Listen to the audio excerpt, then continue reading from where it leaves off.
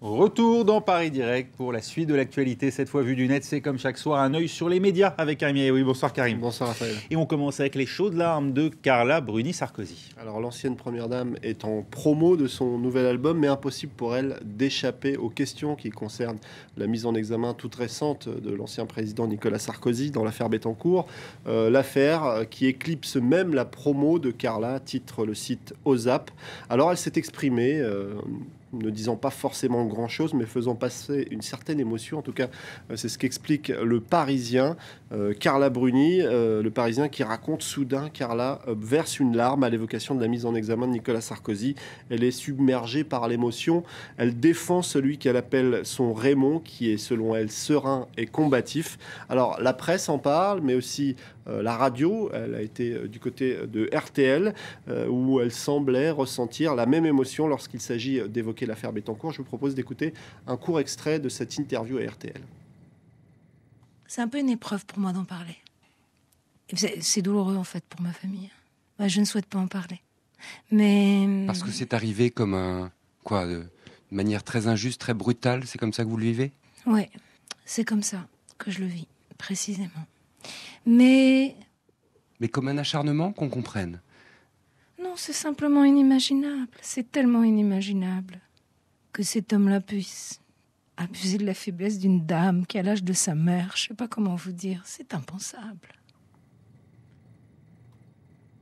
Alors, convaincu ou pas convaincu, en tout cas, clairement, elle n'a pas convaincu tout le monde. Il y a pas mal de réactions sur les réseaux sociaux. Aude Baron, journaliste du côté du Nouvel Observateur, écrit sur son compte Twitter « Carla Bruni au secours de Nicolas Sarkozy, il va falloir qu'elle améliore son jeu d'actrice pour nous convaincre ». Ça, c'est son point de vue et on s'aperçoit que du côté du Nouvel Observateur, on est particulièrement critique.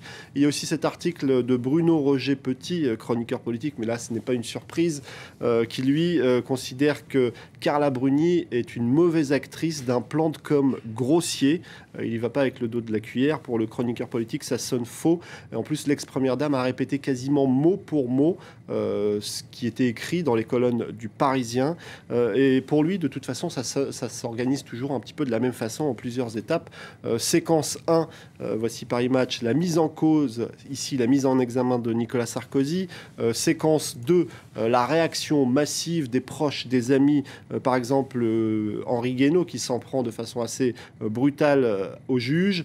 Séquence 3, la réaction, parfois en off, mais pas forcément, qui va exprimer la détermination et la volonté de Nicolas Sarkozy. Il avait choisi Facebook, on en avait parlé. Et puis, séquence 4, la séquence émotion avec Carla Bruni au front pour essayer d'humaniser tout cela. Alors, du côté du Huffington Post, on a aussi le blogueur Guy Berenbaum qui s'arrête sur cette histoire. Mais lui, il ne préfère pas remettre en cause la sincérité des larmes de Carla Bruni. Mais pour lui, elle aurait tout de même pu choisir de ne pas les rendre publiques. Nous n'aurions rien su, dit-il, des larmes de Carla. En tout cas, chez les partisans de Nicolas Sarkozy, on préfère voir ça d'une toute autre manière. Carla Bruni, dans les médias, toujours un soutien infaillible pour Nicolas Sarkozy. Pour certains, les larmes font partie des éléments de langage. Et donc les larmes de Carla Bruni d'un côté, le rire de Nicolas Sarkozy qu'on a pu voir aujourd'hui. Alors Nicolas Sarkozy était tout sourire en Belgique. La presse française n'était pas invitée, mais l'événement était visionnable du côté de la RTBF. La plupart des journalistes l'ont ainsi suivi. Cet événement, c'était la remise de la Légion d'honneur par Nicolas Sarkozy à Didier Reynders, ancien ministre de l'économie belge, qui est aujourd'hui ministre des Affaires étrangères. Nicolas Sarkozy qui a profité de l'événement pour égratigner un petit peu son successeur, notamment sur cette question de la taxe à 75% promise par François Hollande pendant la campagne. Écoutez ce petit extrait. Tu as supprimé des taux d'imposition jugés comme confiscatoires à 52 ou 55%. Je précise que je ne parle que de la Belgique. Je précise les choses de la vocation à m'installer.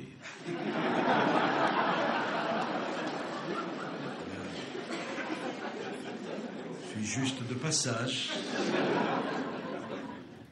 Alors, il était juste de passage, référence à Depardieu, peut-être. En tout cas, très détendu. Nicolas Sarkozy, peut-être un peu trop pour remettre une Légion d'honneur. C'est l'avis du journaliste Christian Spielmann, journaliste belge. Il écrit sur son compte Twitter « Parasé, mon Raymond faisait négliger mercredi pour remettre la Légion d'honneur au chef de la diplomatie et de la météo belge, parce que les deux hommes ont beaucoup parlé météo apparemment. En tout cas, après cette sortie de Nicolas Sarkozy assez souriante, beaucoup du côté de la presse française notent la leçon ironique de Nicolas Sarkozy à François Hollande. On parle à présent de la crise chypriote. Nicolas Sarkozy, on a un petit peu parlé d'ailleurs, mais avec beaucoup de prudence. On en parle sur le site d'Arrêt sur Image. Le président de l'Eurogroupe et ministre des Finances néerlandais, Jeroen Dijsselbloem, je ne sais pas si ça se prononce comme ça, j'ai essayé en tout cas à donner une interview au Financial Times et à Reuters, qui a été ensuite reprise sur le site des Échos, que je vais vous montrer. Une interview qui a fait grand bruit parce qu'en gros, il résume ainsi la situation. Le plan de sauvetage pour Chypre pourrait servir de modèle pour d'autres pays. Dès lors, ce modèle est un système, un schéma pour résoudre ce type de crise. En gros, la presse européenne s'arrête là-dessus. Une faillite serait donc supportée par les actionnaires, les créanciers et les plus gros déposants, c'est-à-dire les comptes où il y a plus de 100 000 euros. Alors évidemment, ça a suscité un vent de panique chez ces derniers. Le journaliste Cyril Lachèvre du Figaro... On ne sait plus à quelle banque se vouer. On ne sait plus à quelle banque se vouer. En tout cas, Cyril Lachèvre se demande si ce ministre, ce président de l'Eurogroupe n'est pas devenu fou. En gros, il résume, bref, si vous avez plus de 100 000 euros en dépôt dans une banque de la zone euro, vous pouvez contribuer au renflouement. Évidemment, ça a provoqué un tel tollé que ce ministre a jugé bon sur Twitter d'expliquer que finalement, ce n'était pas une si bonne idée que ça et que le cas chypriote était un cas bien spécifique. Merci beaucoup, Karim. Restez avec nous tout de suite sur le net. On se retrouve juste après pour la suite de Paris Direct.